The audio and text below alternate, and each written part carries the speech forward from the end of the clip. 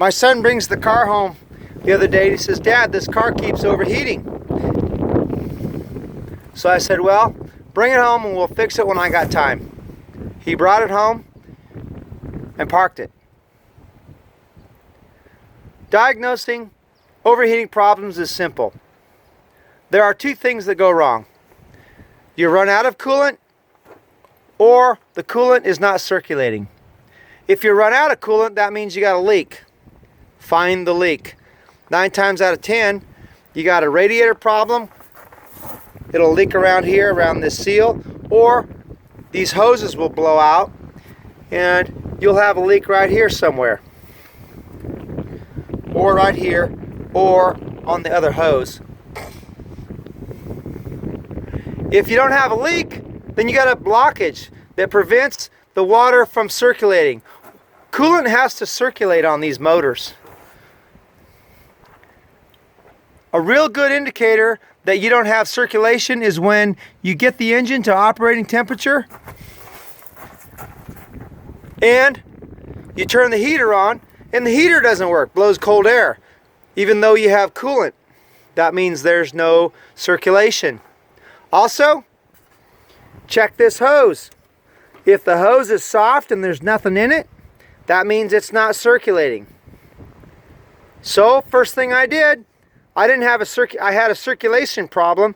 So what I did is I took this thermostat housing off, and sure enough, the thermostat was stuck in the closed position. That's bad.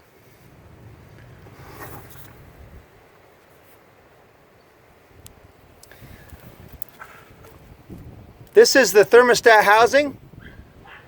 Has 3 bolts on the 2000 Honda Civic.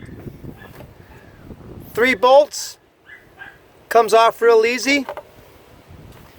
Right here is the temperature control sensor. Make sure when you take this off, you clean it very thoroughly. If there's any gasket residue left over, it'll break when you go to bolt it back on. One thing that drives me crazy is when people goop this surface all up with silicone and then they put it on top of a gasket and it gets goop everywhere. Gaskets are made to seal, they don't need silicone. I think all the silicone inside that gooped up around this thermostat may have caused the thermostat to seize up. I don't know, maybe.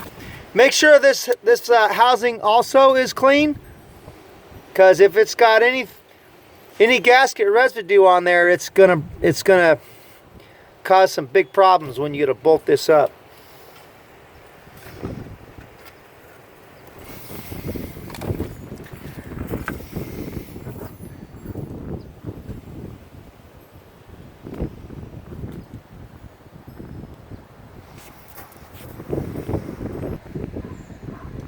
Got the new thermostat right there.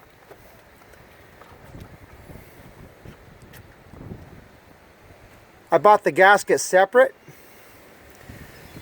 The gasket wraps around. It's a rubber component that wraps around the thermostat. It does not require silicone. So I'm going to put this thing back together. Should be good to go. All done here. Thermostat housing bolted up. Coolant temperature sensor hooked back up. Hose clamp reinstalled. That's the hose clamp here. Make sure that's on secure. Gonna put coolant in here.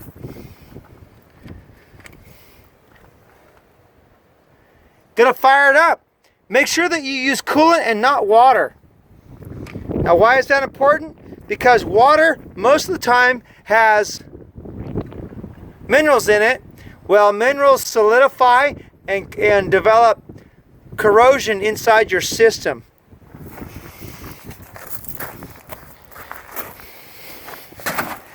I use 50-50 antifreeze coolant. Do not add water. It's a diluted antifreeze. Works good. When you're working on these cars, Never assume that your water pump failed, because the water pump is at the front of the motor. These water pumps almost never fail. I've never seen one that went bad, but I guess maybe they do. I've just never seen one. 9 times out of 10, you have a thermostat problem, or you got a leak in your radiator.